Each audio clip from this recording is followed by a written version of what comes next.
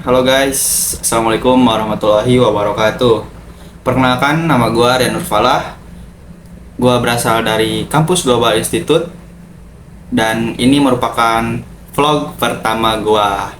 Nah, di vlog pertama gue ini, gue akan membahas atau mengeksplorasi tentang apa itu storage dan bagaimana sistem kerjanya dan juga karakteristiknya dan yang lainnya.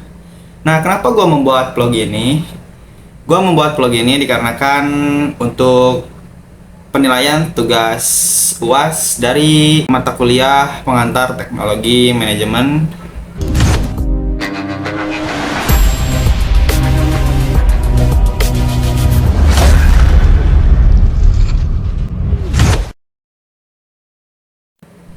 Nah, di dalam storage ini ada berupa RAM. Ini mungkin dari kalian udah pada tahu ya, bahwasannya sekarang kebutuhan RAM itu udah semakin banyak. Dikarenakan kebutuhan manusia pun juga sama banyaknya. Nah, jadi semakin aktivitas atau kebutuhan manusia itu tinggi dalam mengakses sebuah komputer, maka manusia otomatis membutuhkan RAM yang cukup besar. Karena apa? Karena fungsi RAM-RAM di sini adalah mempengaruhi kinerja dari komputer itu sendiri. Mungkin misalkan jika kalian beraktivitas untuk bagian administrasi, contohnya hanya sebagai pengolah kata, pengolah file, dan juga pengolah dokumen. Mungkin RAM 1 atau 2 GB cukup lah ya. Tapi kalau kalian merasa kurang kenceng nih dan kalian ingin mengupgrade RAM, sah-sah aja. Itu kalau memang kalian punya biaya atau budget yang lebih.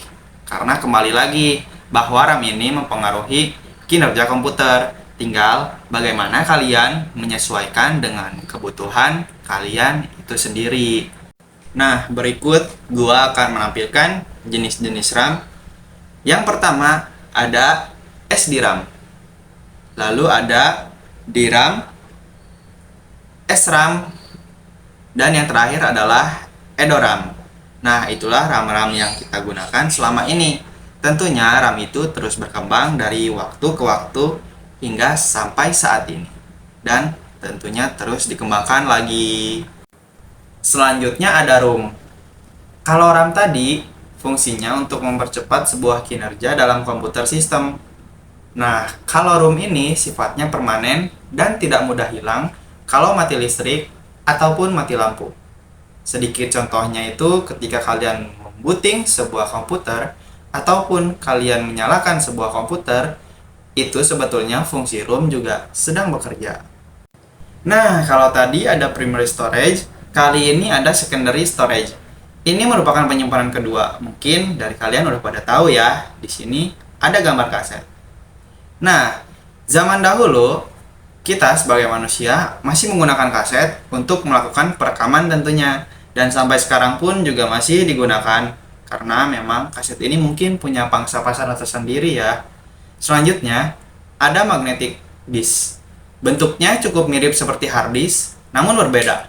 Sekarang kalian mungkin sudah pada tahu ya fungsi hard disk itu seperti apa dan penggunaannya seperti apa. Jadi, sesuaikan lagi dengan kebutuhan kalian itu sendiri.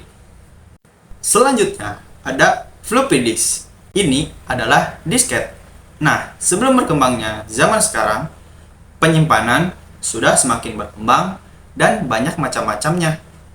Dulu itu menggunakan disket namanya.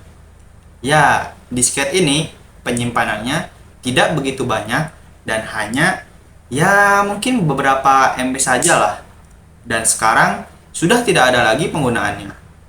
Karena zaman sekarang kebutuhan manusia pun sudah banyak dan kebutuhan penyimpanannya pun akan membutuhkan ruangan yang sangat besar.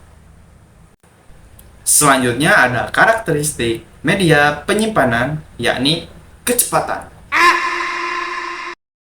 Kalau kita bicara media penyimpanan, tentunya bicara bagaimana penyimpanan tersebut dapat melakukan pekerjaannya dengan cepat. Jadi semakin besar kecepatan dari suatu media penyimpanan, itu akan mempengaruhi dari kinerja penyimpanan itu sendiri. Selanjutnya ini ada perbandingan antara primary storage dengan secondary storage.